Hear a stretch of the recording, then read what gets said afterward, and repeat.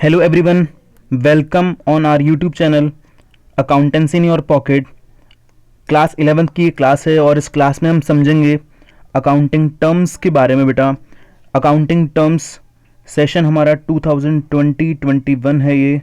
सबसे पहले हम बात करेंगे अकाउंटिंग टर्म्स। अकाउंटिंग टर्म्स क्या होती है बेटा? ये अकाउंट्स की ABCD है। क्या है ये? अकाउंट्स की ABCD। अकाउंट्स पढ़ने से पहले आपको अकाउंटिंग टर्म्स के बारे में पता होना चाहिए। जैसे आपने इंग्लिश पढ़ी, इंग्लिश पढ़ने से पहले क्या सीखा आपने? ABCD सीखी। वैसे ही अगर अकाउंट्स की ABCD यानी कि टर्म्स, अकाउंट्स में जो टर्म्स यूज में आती हैं वो आप नहीं सीखेंगे तो आपको अकाउंट्स में कुछ भी समझ में नहीं आने वाला है, क्योंकि वो अकाउंट्स की लैंग्वेज में बात करेगा आपसे, और अकाउंट्स की लैंग्वेज यानी कि अकाउंटिंग टर्म्स आपको नहीं आएंगी तो आप कुछ भी नहीं समझ पाएंगे। तो अकाउंटिंग टर्म्स के बारे में बात करेंगे। अकाउंटिंग टर्म्स में आपको बता चुका हूँ अकाउंटिंग टर्म्स क्या होती है। टर्मिनोलॉजी, जो अकाउंट्स में हम क्या करते हैं, टर्मिनोलॉजी टर्म्स यूज करते हैं जिनके थ्रू अपन बात करते हैं, जिनके थ्रू अपन अकाउंट्स को समझते हैं, उनको अपन क्या बोलते हैं? Accounting terms. अब ये अकाउंटिंग टर्म्स समझने से पहले मैं आपको बता दूं कि बेटा ये अकाउंट्स आज से नहीं चलती आ रही है, बहुत पुराने टाइम से चलती आ रही है। अकाउंटिंग की शुरुआत राजा महाराजाओं के टाइम से हो गई थी। बिजनेस भी तब से चलता था भाई। एक राजा के पास कुछ चीज होती थी अवेलेबल। जैसे मान लो किसी कंट्री में, किसी राजा के पास, किसी राजा के राज्य में गेहूं बहुत होता था, व्हीट बहुत होता था, लेकिन उसके पास हथियार नहीं हुआ करते थे। तो वो क्या करता था? दूसरे राजा से क्या करता था? हथियार ले लेता था और उसको क्या दे देता था? वो गेहूं दे देता था, व्हीट दे देता था। ठीक है ना? तो ऐसे बार्टर सिस्टम चलता था, तो वहां पे भी बिजनेस चलता था, तो वो भी रिकॉर्डिंग करते थे सारी। तो ऐसे ही तब से ही अकाउंटिंग चली आ रही है और अकाउंट्स का ये रिकॉर्डिंग चली आ रही है। तो तब से ही कुछ ना कुछ अवधारणाएं, कुछ कंसेप्ट्स बनते गए और उन कंसेप्ट्स के बेसिस पे अकाउंट्स का डेवलपमेंट हुआ, अकाउंटिंग का डेवलपमेंट हुआ। तो अकाउंट्स पढ़ने से पहले, टर्म्स पढ़ने से पहले मैं आपको एक अकाउंट्स का कंसेप्ट बताना चाहता हूं। उसका कंसेप्ट का नाम है बिजनेस एंटिटी कंसेप्ट। क्या नाम है बेटा इसका? आप ध्यान से समझ लें इसको। Business entity concept. ये एंटिटी का मतलब क्या होता है? एक मतलब पहचान। बिजनेस एंटिटी कंसेप्ट ये क्या कहता है आपसे? ये कंसेप्ट आपसे कहता है कि दो लोग हैं हमारे पास। एक तो कौन? बिजनेस। और दूसरा कौन है हमारा? दूसरा कौन है? बिजनेसमैन है। बिजनेस और बिजनेसमैन दोनों सेपरेट एंटिटी हैं। ये कंसेप्ट बोलते हैं। हम आगे डिटेल में और बहुत सारे कंसेप्ट्स हैं अकाउंट्स के, वो पढ़ेंगे। जो बहुत टाइम से अकाउंट्स चलती आ रही है तो उसकी वजह से कंसेप्ट्स क्या हो गए? डेवलप हुए धीरे धीरे। ये कंसेप्ट क्या बोलता है कि ये जो बिजनेस है और बिजनेसमैन है, दोनों क्या है? सेपरेट एंटिटी हैं। दोनों क्या है? Separate entity. अब बिजनेसमैन को बिजनेस स्टार्ट करना था, उसने बिजनेस स्टार्ट किया और बिजनेस में क्या कर दिया? मनी इन्वेस्ट कर दी। अब जैसे कि मैंने आपको बताया, दोनों क्या हैं? ये सेपरेट एंटिटी हैं। फंड किसने दिया? बिजनेसमैन ने दिया। किसको दिया? बिजनेस को दिया। तो ये बिजनेस क्या कर रहा है? बिजनेस कर रहा है और प्रॉफिट लॉस कमा रहा है उससे। उसका ओनर कौन है? ये बिजनेस खुद है। अच्छा, ये दोनों क्या है? सेपरेट एंटिटी हैं। अब बताइए, बिजनेस के लिए ये जो इसने अमाउंट दिया है इसको 50,000 रुपीज़, बिजनेसमैन ने अमाउंट जो दिया है इसको 50,000 बिजनेस को, ये क्या है? बिजनेस के लिए एक तरह से क्या है? लोन है। क्या है? लोन। क्योंकि ये दोनों क्या है? अलग अलग व्यक्ति हैं, अलग अलग एंटिटी हैं। दोनों की क्या है? सेपरेट एंटिटी है, दोनों की सेपरेट पहचान है।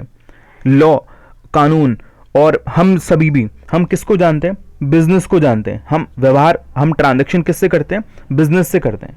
तो ये बिजनेस एंटिटी कंसेप्ट क्या बोलता है कि business and businessman are two separate entities and we record all the transactions in the books of business. हम जो ट्रांजैक्शन रिकॉर्ड करेंगे वो बिजनेस के बुक्स में करेंगे, ना कि बिजनेसमैन के बुक्स में। और बिजनेसमैन के पर्सनल ट्रांजैक्शन, उसने क्या किया? गिफ्ट दिया अपनी वाइफ को, है ना, बिजनेसमैन ने। तो क्या करना है? बिजनेस की बुक्स में रिकॉर्ड करना है क्या? आपको नहीं करना, क्योंकि ये क्या है? इसका पर्सनल ट्रांजैक्शन है। क्या है ये? Personal transaction. तो हमें बिजनेस की बुक्स में सिर्फ और सिर्फ कौन से ट्रांजैक्शन रिकॉर्ड करने हैं बेटा? बिजनेस के ट्रांजैक्शन रिकॉर्ड करने हैं, जिनका वास्ता किससे है? बिजनेस से। वही ट्रांजैक्शन हमें क्या करने हैं? रिकॉर्ड करने हैं। आपको समझ में आ गया ये बिजनेस एंटिटी कंसेप्ट? क्या बोलता है ये? एंटिटी का मतलब क्या होता है? पहचान। एंटिटी मतलब एक उसकी पहचान है ना। वो बिजनेस एंटिटी कंसेप्ट क्या बोल रहा है? दोनों की पहचान अलग अलग है, बिजनेस और बिजनेसमैन। हम जब भी रिकॉर्डिंग करेंगे किसके बिहाफ पे करेंगे? बिजनेस के बिहाफ पे, और बिजनेस की बुक्स में ही क्या करेंगे? ट्रांजैक्शंस को रिकॉर्ड करेंगे। कौन सा कंसेप्ट बोल रहे हैं? Business entity concept. बहुत सारे और भी कंसेप्ट हैं जो डेवलप हुए हैं, उनको हम समझेंगे आगे। अभी हम आगे चलते हैं, टर्म्स की बात करते हैं। पहले टर्म्स कौन कौन सी होती हैं जो यूज में आएंगी बिजनेस में। चलिए अकाउंट्स में सबसे पहला बिजनेस एंटिटी जो मैंने आपको बताया, देखिए क्या कह रहा है इसके बारे में। ये business entity means a business enterprise. Business entity का मतलब क्या है? एक business enterprise that is separate. क्या है ये बताया जो मैंने आपको भी, सेपरेट है and different from its owners. Owner से क्या है? डिफरेंट है, दोनों की पहचान अलग अलग है। Carrying a unique identity of its own. Example Reliance industries. Reliance industries और अनिल अंबानी दोनों क्या है? अलग अलग लोग हैं। आप जो बुक्स बनाते हो वो किसकी बनाते हो? किसकी बनाते हो? रिलायंस की, है ना। हम शॉपिंग करने गए तो हम क्या बोलते हैं कि अंबानी से खरीद के लाए या रिलायंस से खरीद के लाए? रिलायंस से, क्योंकि बिजनेस अलग है और बिजनेसमैन अलग है। हम जानते किसको हैं? बिजनेसमैन को या बिजनेस को, बिजनेस को। और ट्रांजैक्शन भी कहाँ रिकॉर्ड करते हैं? बिजनेस की बुक्स में। टाटा, ठीक है ना। टाटा से आपने गाड़ी खरीदी टाटा की, तो क्या करते हो आप? क्या बोलते हो? रतन टाटा से खरीद के लाए हो? नहीं, क्या बोलते हो कि टाटा के शोरूम से खरीद के लाए हैं। विप्रो, ठीक है ना। ये अपनी अपनी क्या है? बिजनेस है। बिजनेस और बिजनेसमैन दोनों क्या हैं? सेपरेट हैं, डिफरेंट एंटिटी हैं। हम क्या करते हैं? बिजनेसमैन की बात नहीं करते, बिजनेस की बात करते हैं। बिजनेस की बुक्स में बिजनेस के ही ट्रांजैक्शन को रिकॉर्ड करते हैं। ये बिजनेस एंटिटी आपसे बोल रहा है कि बिजनेस की क्या है? सेपरेट एंड डिस्टिंग्विश एंटिटी है। क्लियर? चलिए आगे चलते हैं। Business transactions. अब ट्रांजैक्शन क्या है बेटा? ट्रांजैक्शन का मतलब क्या है? कोई भी ऐसा व्यवहार, कोई भी ऐसा ट्रांजैक्शन, कोई भी ऐसी लेन देन जो किसके बीच में हो रहा है? बिजनेस और अदर पर्सन के बीच में हो रहा है, और जिसमें क्या है? इन्वॉल्वमेंट है। किसका इन्वॉल्वमेंट है? मनी का इन्वॉल्वमेंट है। लास्ट क्लास में बताया था आपको हमने कि हम क्या करेंगे? बिजनेस की बुक्स में रिकॉर्डिंग करेंगे, और रिकॉर्डिंग करेंगे तो किसकी रिकॉर्डिंग करेंगे? ट्रांजैक्शंस की रिकॉर्डिंग करेंगे। और ट्रांजैक्शन भी कौन से वाले? जिनकी क्या मॉनेटरी वैल्यू है। कौन सी वैल्यू है? मॉनेटरी। जिनकी क्या है? Monetary value. Non monetary transactions को बिजनेस की बुक्स में रिकॉर्ड नहीं करते। जैसे हमने एक एम्प्लॉय को क्या किया? रिक्रूट किया, अपॉइंट किया बिजनेस में। बताओ उसकी रिकॉर्डिंग हमें करनी है क्या? नहीं करनी। क्यों नहीं करनी? क्योंकि ये क्या है? एक नॉन मॉनेटरी ट्रांजैक्शन। अगर आपने उस एम्प्लॉय को सैलरी दी तो ये कौन सा ट्रांजैक्शन है? Monetary transaction. तो आपको इसका क्या करना पड़ेगा? इसको बुक्स में रिकॉर्ड करना पड़ेगा। चलिए आगे देखते हैं। Business transaction means the transaction which incurred during the business activities. Business transaction का मतलब क्या है? ऐसा कोई भी ट्रांजैक्शन जो हो रहा है कब? During the business activities, and which involve transfer of money. और जिसमें किसका इन्वॉल्वमेंट है? मनी का इन्वॉल्वमेंट है, या मनी इज वर्थ का इन्वॉल्वमेंट है। For example purchase of goods. आपने गुड्स खरीदा, आप गुड्स खरीदोगे तो क्या करना पड़ेगा? सप्लायर से गुड्स खरीदा तो क्या करना पड़ेगा? उसको अमाउंट पे करना पड़ेगा। तो क्या हो गया? वो transaction. Salary paid, sales of goods. आपने गुड्स सेल किया, अमाउंट लोगे पर्सन से, सामने वाले से, सैलरी पे करा आपने। ये क्या है? सारे के सारे बिजनेस ट्रांजैक्शंस हैं। एक बिजनेस और अदर पर्सन के बीच में जो भी ट्रांजैक्शन हो रहे हैं, और उन ट्रांजैक्शन में क्या है? मनी का इन्वॉल्वमेंट है, उनको हम क्या बोलते हैं बेटा? Business transaction. क्लियर है? चलिए आगे चलते हैं। कैपिटल, ऑलरेडी बताया मैंने आपको अभी कि business separate entity, businessman separate entity. Business को चलाने के लिए कौन पैसे देगा? बिजनेसमैन पैसे देगा। किसको देगा? बिजनेस को। जरूरी नहीं है पैसे। पैसे का मतलब क्या बोला मैंने? कैश। कैश कितना? 50,000। किसने दिया? बिजनेसमैन ने। किसको दिया? बिजनेस को। अब क्या हुआ? बिजनेस स्टार्ट करना था हमें। बिजनेस स्टार्ट करने के लिए हमें क्या चाहिए था? बिल्डिंग और चाहिए थी। तो एक बिल्डिंग जिसकी वैल्यू कितना थी? 10 लाख रुपीज, वो भी बिजनेसमैन ने किसे दी? बिजनेस को दी। तो ये भी क्या है बेटा? कैपिटल। यानी कि कैपिटल क्या होती है? Money, or money is worth, या तो मनी यानी कि अमाउंट, और मनी इज वर्थ मतलब ऐसी कोई वैल्यू, ऐसी कोई आइटम जिसकी मनी की वैल्यू हो, जिसको मनी की फॉर्म में मेजर किया जा सके। Money or money is worth invested bye the businessman in the business is called capital. Capital क्या होती है? Money or money is worth invested bye the businessman in the business is called capital. समझ गए आप इस बात को अच्छे से? दो लोग हैं अलग अलग, बिजनेस और बिजनेसमैन। बिजनेसमैन ने क्या दिया? बिजनेस को क्या दिया? कैश और बिल्डिंग दिया। तो ये क्या है? इन्वेस्टमेंट है। किसका? बिजनेसमैन का। किसमें? बिजनेस में। इसको हम क्या बोलेंगे? कैपिटल। अब ये दोनों अलग अलग लोग हैं। इसने क्या किया? इसको अमाउंट दिया। तो ये क्या है बेटा? बिजनेस के लिए। बिजनेस के लिए क्या है? एक तरह से क्या है? लोन है कि भाई मुझे क्या करना है, जब भी बिजनेस बंद होगा तो मुझे क्या करना पड़ेगा? ये सारा पैसा वापस से पे करना पड़ेगा। किसको? बिजनेसमैन को। क्या बोलते हैं इसको? हम कैपिटल बोलते हैं। ठीक है। कैपिटल की डेफिनेशन क्या बताएंगे आप कोई पूछे तो?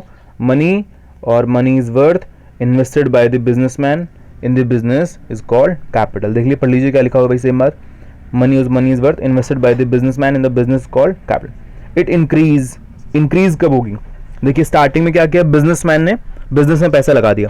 अब ड्यूरिंग द ईयर और रिक्वायरमेंट हुई तो बिजनेसमैन ने और पैसा दे दिया। किसको? बिजनेस को। तो ये क्या हो गया? It increase when businessman invest more funds. Investment कर दिया और ज्यादा पैसा बिजनेसमैन ने, तो कैपिटल क्या हो जाएगी? Increase in the business during the year. And when firm earn profits, firm को प्रॉफिट हो गए। अब फर्म ने जो भी प्रॉफिट कमाए, यानी कि बिजनेस ने जो भी प्रॉफिट कमाए, वो भी किसके हैं बेटा? बिजनेसमैन के। तो वो भी क्या होंगे? कैपिटल में ऐड हो जाएंगे। ठीक है। मतलब जब भी फर्म बंद होगी तो बिजनेस क्या करेगा? बिजनेसमैन को पैसा देगा। कौन सा? जो उसने इन्वेस्ट किया था वो, और जो बिजनेस ने प्रॉफिट कमाया वो भी, क्योंकि वो सारा पैसा है किसका? एक्चुअली बिजनेसमैन का। तो क्या बोल रहा है ये? It increase when businessman invest more funds in the business during the year and when firm earn profit, and decrease when businessman withdraw the amount. अभी क्या होता है? कभी कभी बिजनेसमैन क्या करता है? विड्रॉ भी कर लेता है अमाउंट, कि सर मुझे पर्सनल एक्सपेंसेस के लिए नीड है, तो वो पैसे निकाल के ले जाता है। तो इससे क्या होगा? कैपिटल क्या होगी? डिक्रीज। और लॉस से भी क्या होगी? कैपिटल क्या होगी? डिक्रीज। अगर लॉस हो रहे हैं तो लॉस से भी कैपिटल क्या हो जाएगी? हमारी डिक्रीज हो जाएगी। क्लियर है? एक बात और बताऊंगा अभी आगे मैं आपको कैपिटल के बारे में। अभी इतना याद रखें आप, कैपिटल क्या होती है? Money or money is worth invested bye the businessman in the business. चलें आगे, चलिए।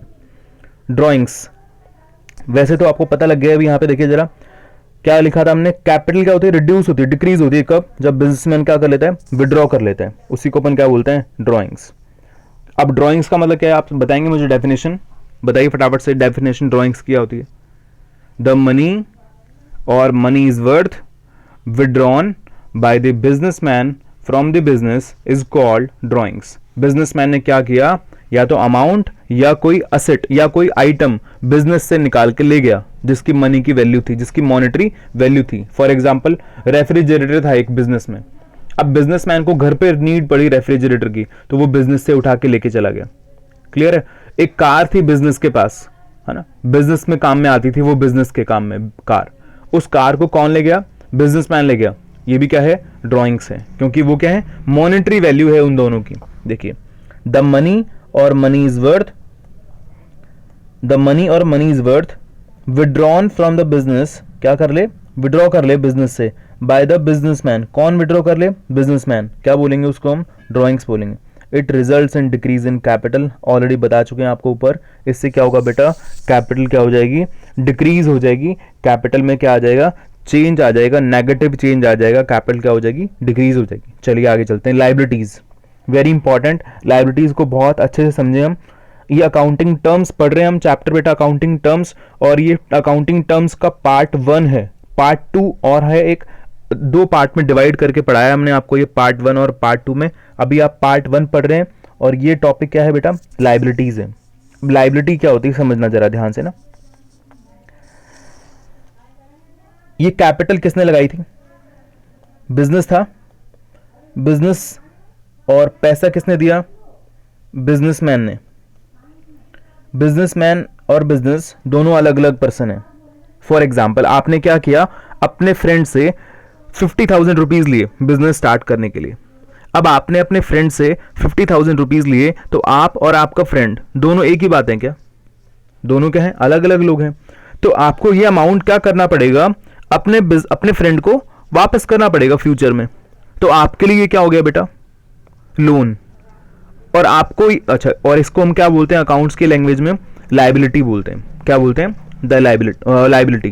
ठीक है, देखिए जरा डेफिनेशन देख लेते हैं क्या बोलता है। देखिए, these are the obligations, obligations मतलब हैव टू पे, आपको पे करना पड़ेगा, और ड्यूज, ड्यूज मतलब वो मतलब नो ड्यूज करवा लो भाई, ड्यूज मतलब अपने जो अमाउंट अभी रिमेनिंग है वो क्लियर कर लो, ड्यूज मतलब पे करना है आपको।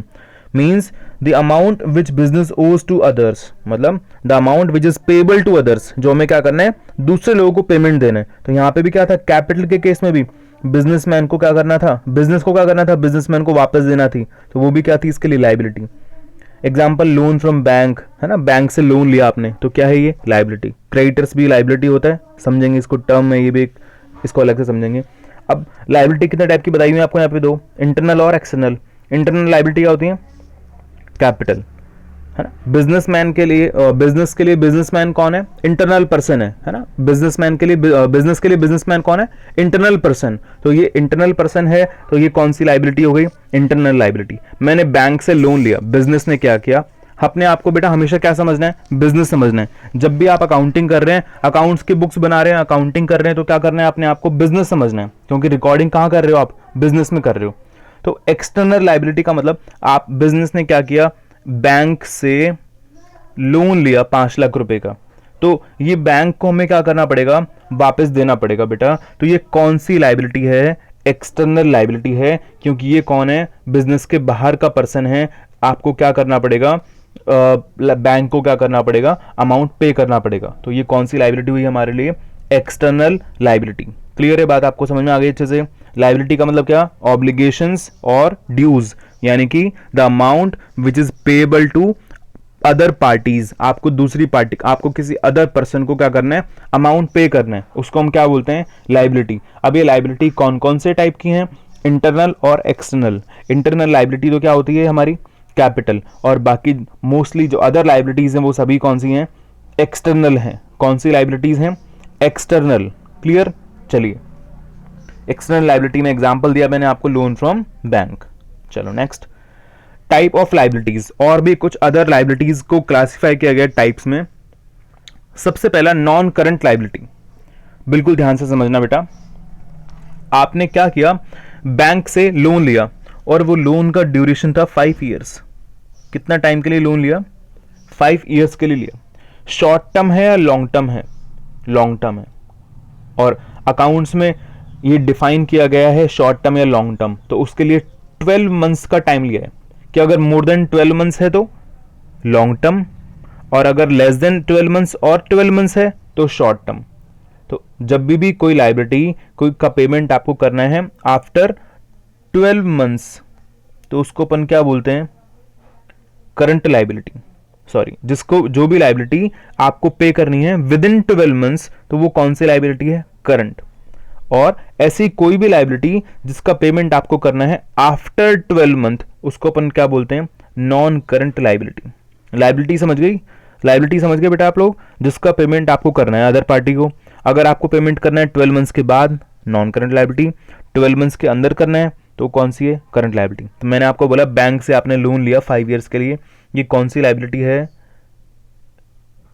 Non current liability. कौन सी लाइबिलिटी, नॉन करंट लाइबिलिटी, क्योंकि इसका पेमेंट कब करना है, आफ्टर 12 मंथ्स। देखते हैं डेफिनेशन,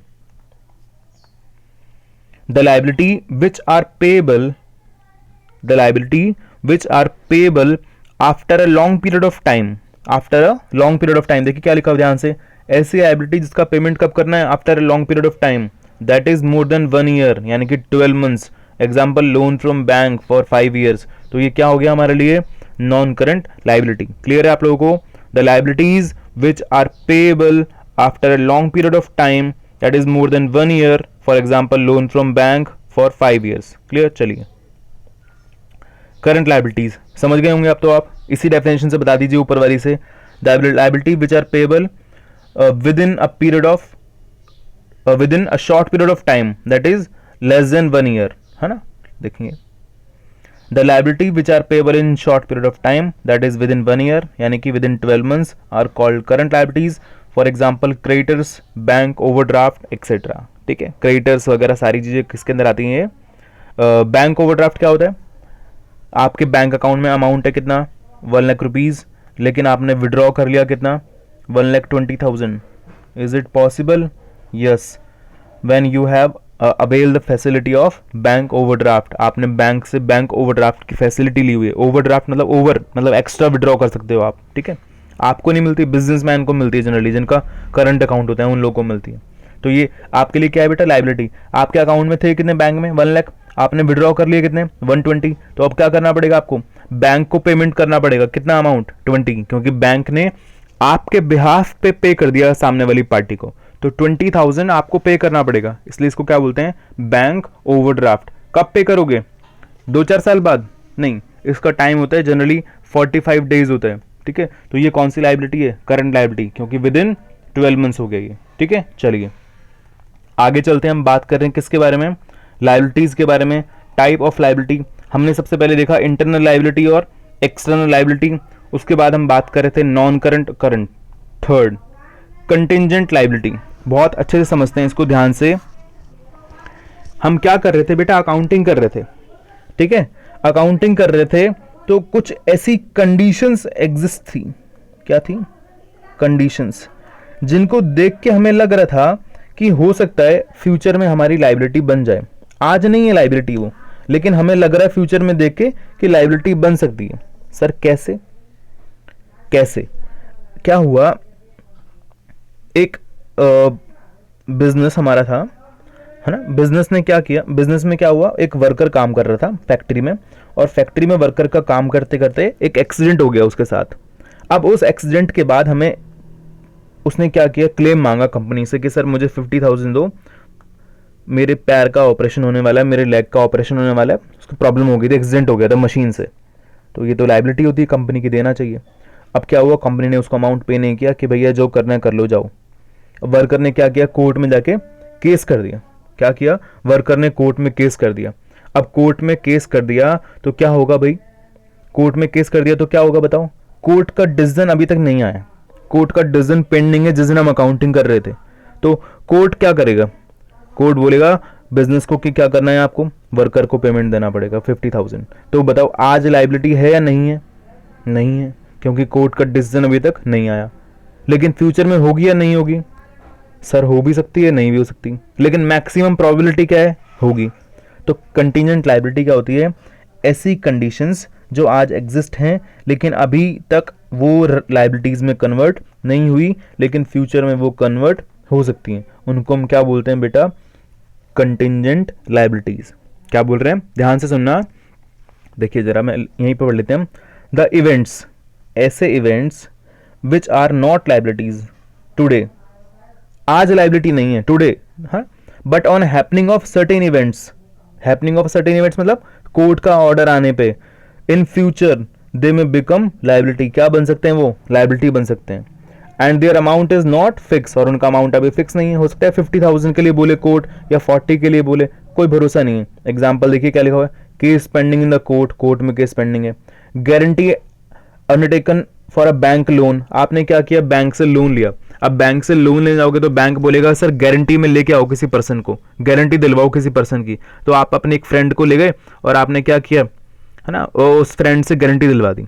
अब अगर मान लीजिए आप उस लोन का पेमेंट नहीं करेंगे तो बैंक क्या करेगा, उस फ्रेंड से आपके फ्रेंड से क्या करेगा, लोन का अमाउंट रिकवर करेगा। तो उस फ्रेंड के लिए ये लोन क्या बन सकता है, आज लाइबिलिटी है क्या फ्रेंड के लिए, लोन नहीं है, क्योंकि आपको पेमेंट करना है वो तो।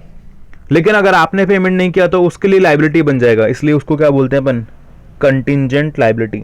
मतलब उसको लग रहा है कि आप पे नहीं करोगे, आप भागने वाले हो, है ना, आपकी कंडीशंस, फाइनेंशियल कंडीशन सही नहीं है, तो पेमेंट किसको करना पड़ जाएगा, वो फ्रेंड को, क्योंकि उसने गारंटी दी हुई है। तो उसके लिए क्या बन जाएगा, ये कंटिंजेंट लाइबिलिटी। क्लियर, चलिए आगे चलते हैं, असेट्स के बारे में बात करेंगे। असेट्स, असेट्स क्या होती हैं, ये भी एक बहुत इंपॉर्टेंट आइटम है, असेट्स, ध्यान रखिएगा आप इसको भी। लाइबिलिटी पढ़ी हमने अभी, उसके बाद हम क्या पढ़ रहे हैं अब, assets. Assets are monetary items, assets क्या है, मॉनेटरी आइटम। मॉनेटरी आइटम वही वापस से, ऐसे कोई भी आइटम जिनको मनी की फॉर्म में मेजर किया जा सकता है, जिनकी मॉनेटरी वैल्यू है। जैसे बिल्डिंग है, बिल्डिंग कितना है, 10 लाख रुपीज, हम बिल्डिंग को बिल्डिंग रिकॉर्ड करेंगे लेकिन उसकी मॉनेटरी वैल्यू रिकॉर्ड करेंगे 10 लाख। फर्नीचर, है ना, air conditioner, AC, refrigerator, car, इन सब की क्या है, मॉनेटरी वैल्यू है, मनी की फॉर्म में मेजर कर सकते हैं, है ना। अब हमारे एम्प्लॉयज़ बहुत अच्छे हैं, तो बताओ इसको अपन मॉनेटरी फॉर्म में रिकॉर्ड कर सकते हैं क्या? नहीं कर सकते, तो ये असेट नहीं है। Which will result in future economic profit, future economic benefit, है ना। इसका मतलब क्या? असेट क्या होते हैं? ऐसे मॉनेटरी आइटम जो फ्यूचर इकोनॉमिक प्रॉफिट में क्या होंगे? कन्वर्ट होंगे, रिजल्ट उसमें निकलेगा प्रॉफिट में। Assets are helpful for smooth conduct of business, business को स्मूथली रन करना है आपको, उसके लिए किसकी नीड है? असेट की। अगर असेट्स नहीं होंगी तो बिजनेस को रन करना इम्पॉसिबल है, आप बिजनेस को रन नहीं कर पाओगे। फॉर एग्जाम्पल आप क्या करते हैं, आप एक कार बनाने की कंपनी है आपकी, क्या बनाते हैं आप? कार बनाते हैं। अब कार बनाना है, उसके लिए क्या चाहिए आपको? कार बनाने के लिए मशीन्स चाहिए, प्रोडक्शन करने के लिए। कार बनाने के लिए आपके पास मशीन्स होंगी, तभी क्या करोगे आप? रॉ मटेरियल से क्या कर पाओगे?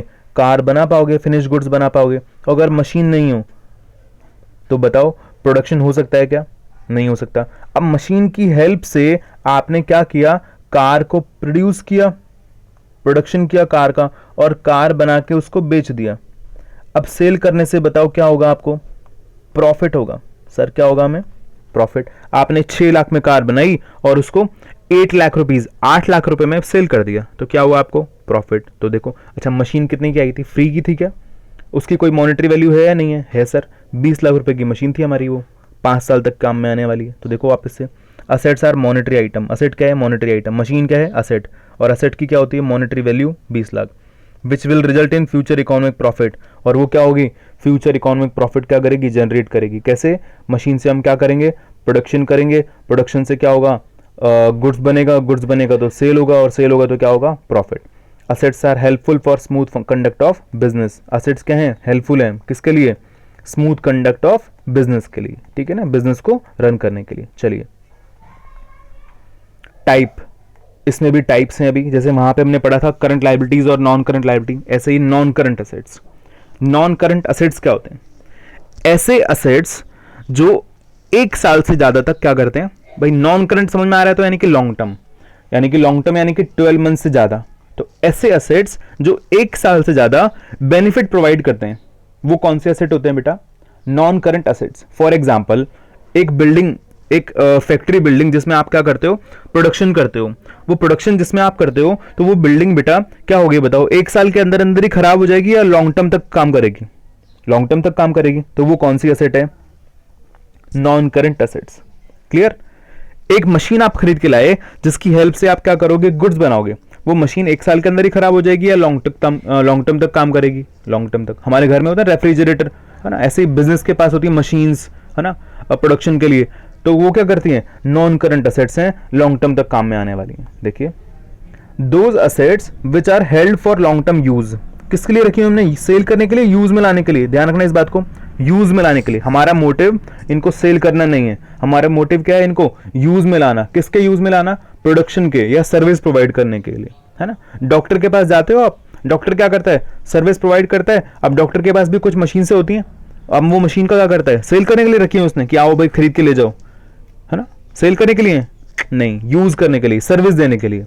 तो the assets which are held for use, for long term use in business with the purpose of producing goods, क्या करने के लिए? गुड्स प्रोड्यूस करने के लिए, और providing service to earn profit, earn क्या करना है उससे? प्रॉफिट, क्या करके? या तो गुड्स प्रोड्यूस करके या सर्विस प्रोवाइड करके। क्लियर है बात आपको?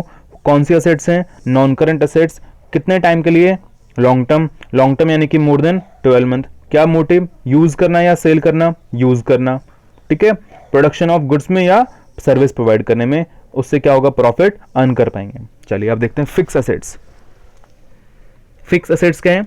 These assets are not meant for resale, वही वापस से ऊपर वाली बात आई, जिनका मोटिव क्या नहीं है? रीसेल करना, and are used to increase the profit earning capacity of the business, और बिजनेस की कैपेसिटी को बढ़ाने में काम में आते हैं, बिजनेस की प्रॉफिट अर्निंग कैपेसिटी को बढ़ाने के काम में आते हैं, है ना। जैसे एग्जांपल के लिए purchase of building, machinery etcetera, ये जो असेट्स हैं आपकी, कौन सी असेट्स हैं? Fix assets. अब फिक्स में भी कुछ टाइप हैं। टेंजिबल, टेंजिबल क्या होती हैं? The assets which can be touch and seen, ऐसी असेट्स जिनको आप टच कर सकते हो और सीन कर सकते हो, तो वो कौन सी असेट्स होती हैं बेटा?